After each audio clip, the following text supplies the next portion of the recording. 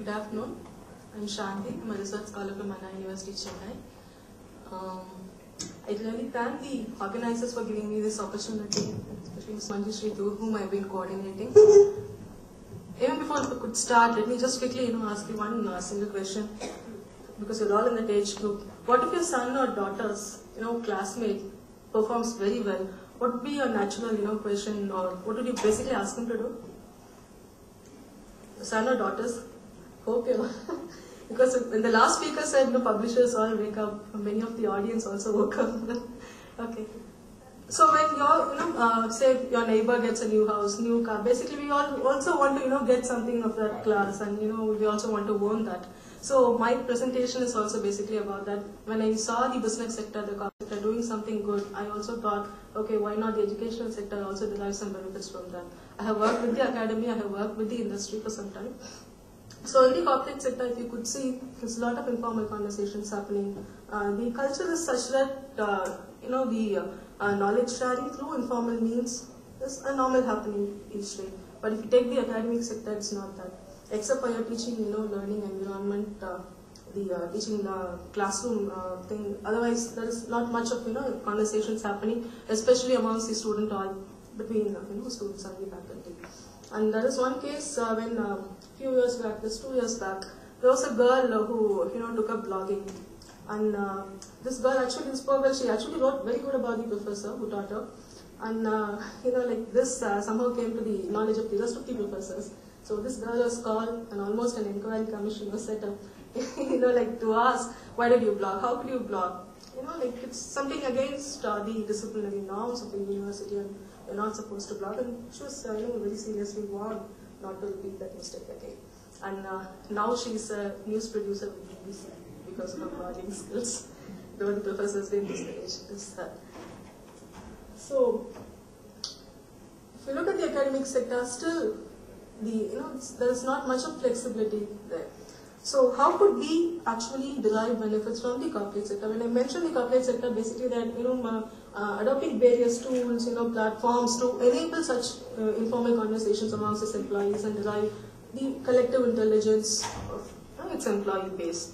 So how could we do it? So when I was looking at various tools and all that, making a study out of that, this knowledge cafes, that was something that really interested me. The person from UK should be knowing about David Gertin, who actually popularized this concept of knowledge cafes across the whole globe. Almost majority of the business organizations have taken up this model, making all employees meet face to face online, promoting lots of conversation among themselves and trying to bring in make this tacit knowledge surface, and derive a lot more benefits out of that.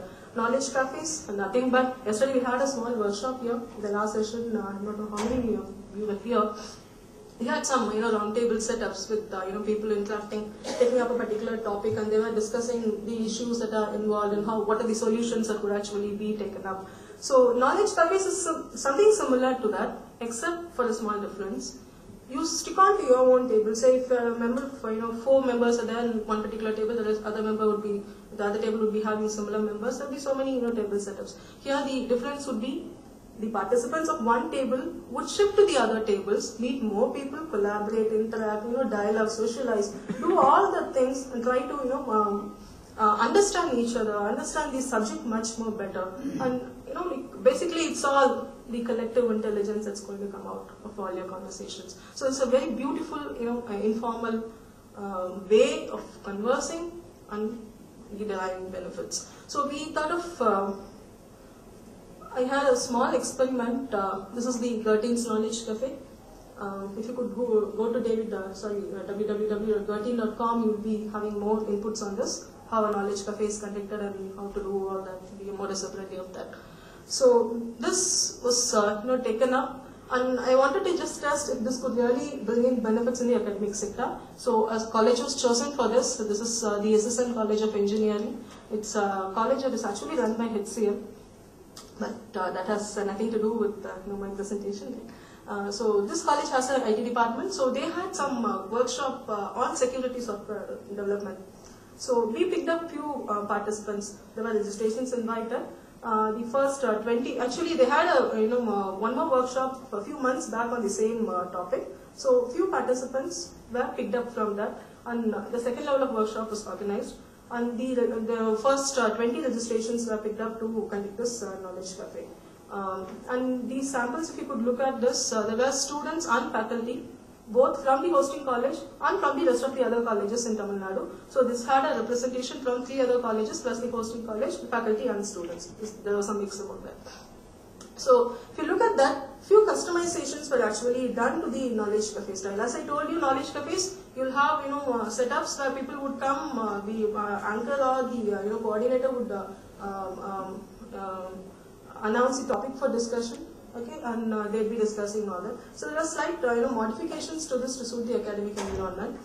On the day of the workshop, this was a one-day workshop. On the day of the workshop, the first half of the day was on the hands-on experience in the lab session. People were actually trying out their hands on various applications, security applications, what sort of attacks are there, and they're just trying out their hands in the labs.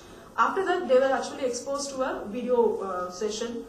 In fact, these were lectures given out by top experts. So they were actually put onto that. So this is all on the subject of their own interest, because they were people who actually attended an earlier workshop and they have come down again for this. But then if you look at the level of interactions amongst the faculty, let us take the faculty and the students. I'll tell you, during the first half of the day, faculty were sitting to the faculty, students with their own students, and even if you look at that, the seating arrangements, the students who sat in the first row would sit in this first row, last row in the last row with their own set of people. There wasn't any type of interaction, or there was any urge to know who the other person was, or know what sort of knowledge does he hold, what tacit knowledge is going to lie, or nothing of that sort. So people are happily sitting down with their notepads and pens, taking down notes. That's it. So that was the type of the session that was going on the first half of the day. Then the second half of the day, once there was a break. So these participants came back to their classrooms and they said, no, we have a different venue, you'll have to come to the cafeteria. So they all went to the cafeteria. Again, there was some table setups, okay? They stripped onto their own friends, whatever they made out of that first half of the day. And they were all sitting together. And they was expecting yet another lecture. Okay, and they were getting ready to take down notes. But then there was a slight excitement happening, waiting for them. The anchor said this is going to be slightly different, the modus operandi is slightly different. I'll explain you. Even before that, let us have a icebreaker type of activity. So all the participants, just like the hall in which we are, and mostly almost trying to fall asleep, right? So all the participants are grouped together, and a nice icebreaker activity was actually conducted. So this clearly kept them on feet. And then they were asked to take up one of the tables, which was actually set up in a true cafe style.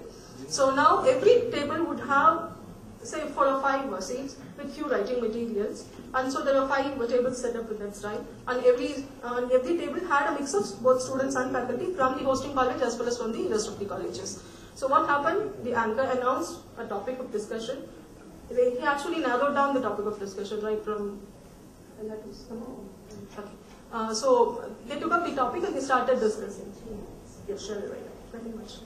Okay, they started discussing, and from the student community there were volunteers to act as the table lead and to jot down all the major points that are coming out of the conversation. So the first round of discussion, if you could see, there wasn't the first 5 to 10 minutes there wasn't much of interaction, because just as in the first half of the day, even they were quite reluctant, and they were just sticking on to whatever they are. They had their own identities and they were never mingle. So slowly, in another 5-10 minutes, they started mixing well with the rest of the members in that particular table. They started introducing. Slowly, conversations started picking up.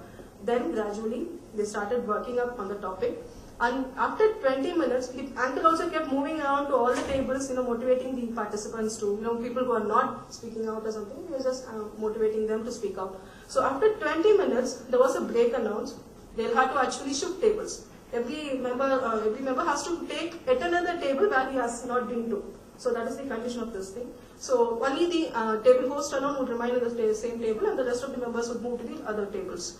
So when the anchor actually announced them to move shift tables, they were not actually ready to move because they are so glued to the other set of members. Now they are not ready to move. But then, finally they had to move and they went to the other table. Now they again, the same style of socialization happens. You introduce yourself. The difference here is you already have contributed something to the issue that was taken up in the previous table. The same topic was actually discussed in all the tables. Now you bring whatever was. You actually carry whatever was contributed on the previous table, but you're not supposed to repeat the same thing here. But what they did was, they had to carry this, look at the points generated in the new table, club something, mix their insights, experiences, everything, and contribute something new to this table. So like this, 4 or 5 rounds of interactions happen, and at the end of the day, all the table leads had to come out, present their ideas and all that, and finally the session ended really well. At the end of this, there was a survey which was done, and also in-depth interviews with the students and the faculty. If you could see the results, it was a 100% mandate for this type of discussions. Because in this one, for the first time actually, they had an opportunity to mix so well with your faculty members, and the faculty also, if you could see, from one department to the other department. So there's a lot of interactions happening, and I forgot to tell you, there was also coffee and snacks served on the tables, so it clearly made them cheerful. So the informal style, the informal atmosphere that actually prompted them to converse much more, interact and all that. So now this is a physical form of working together.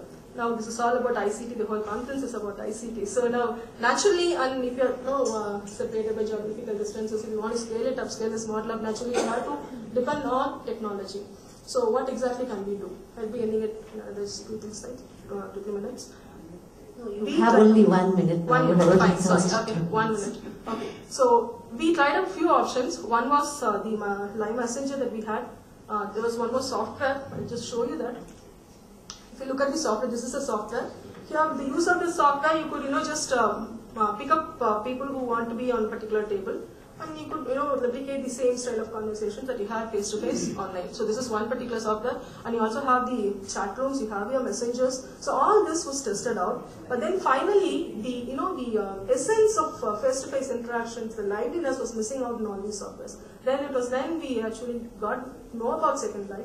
And Second Life has an excellent, it's an excellent platform to have this model getting replicated online. So you have almost 300 universities which are now existing in Second Life. You have your Stanford, you have your Harvard, all the teaching courses, doing research and all that. So Second Life, out of all the softwares available for now, Second Life was considered to be one of the best options that could replicate this knowledge style of discussions online. So with this, I ask you to request you to go to the Gerting.com site and scale it up further into your own institutions or whatever. And try to promote more of informal environment culture in your own organizations. Thanks a lot. Thank you, Shanti.